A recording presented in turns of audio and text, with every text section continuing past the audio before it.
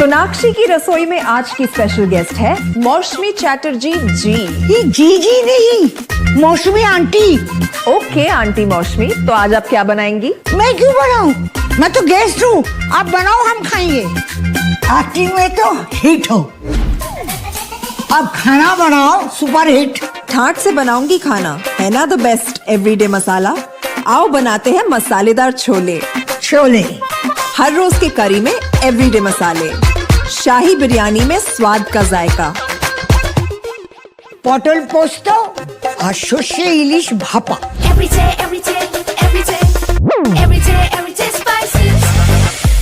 साफ मसाले, खुशबू और प्योर झाग, टेस्ट से भर दे हर जुबान पे स्वाद।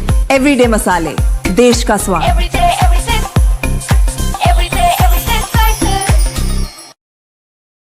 नमस्कार, मैं हूं लावण्या और अज्ज स्ट्रॉम नीगरू के आज के विशेष बुलेटिन में आप सभी का स्वागत है, जहां हम आपको कमोडिटीज के बाजार का सटीक और एडवांस एनालिसिस प्रदान करते हैं।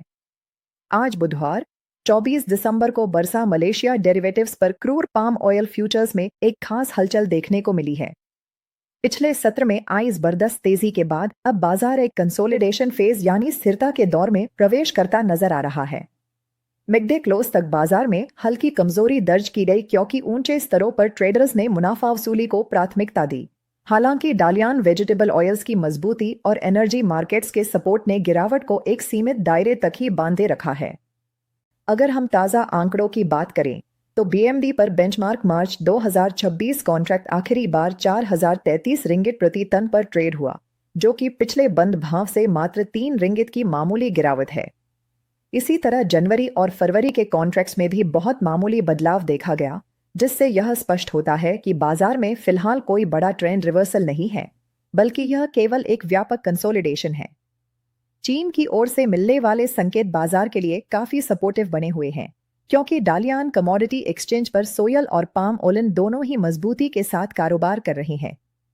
विशेष रूप से डालियान पाम ओलिन में आई 72 युआन की तेजी बीएमडी पाम ऑयल को निचले स्तरों पर सहारा दे रही है। वैश्विक बाजार के अन्य संकेतों को देखें तो शिकागो बोर्ड ऑफ ट्रेड यानी सीबीओटी सोयल में भी हल्की बढ़त देखी गई है।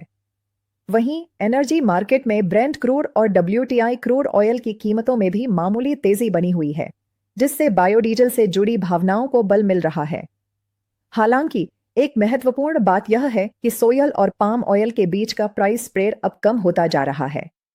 इसका मतलब यह है कि पाम ऑयल अब अन्य विकल्पों के मुकाबले अपनी कीमत की चमक खो रहा है, जिससे भविष्य में नई डिमांड पर थोड़ा दबाव आ सकता है।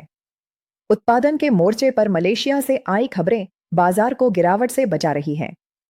सर्वे के अनुसार दिसंबर के शुरुआती 20 दिनों में उत्पादन में करीब 5 से 9% की मौसमी गिरावट दर्ज की गई है।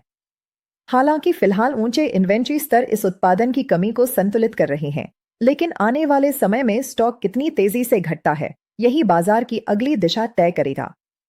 करेंसी मार्केट में मलेशियन रिंगिट अभी 4.06 के स्तर पर स्थिर है, जिससे बाजार को कोई नया ट्रिगर नहीं मिला है। दर्शकों, आने वाले महीने में क्रूड पाम ऑयल में एक बहुत बड़ा मूव देखने को मिल सकता है। क्या यह मूव बाजार को नई ऊंचाइयों पर ले जाएगा या फिर यहां से मंदी की शुरुआत होगी? इस तरह के सटीक और एडवांस एनालिसिस के लिए आप सीधे हमसे संपर्क कर सकते हैं। हमारा संपर्क नंबर आपकी स्क्रीन पर और वीडियो के डिस्क्रिप्शन बॉक्स में दिया गया है। लेटेस्ट अपडेट्स के लिए हमारे साथ बने रहिए। धन्यवाद।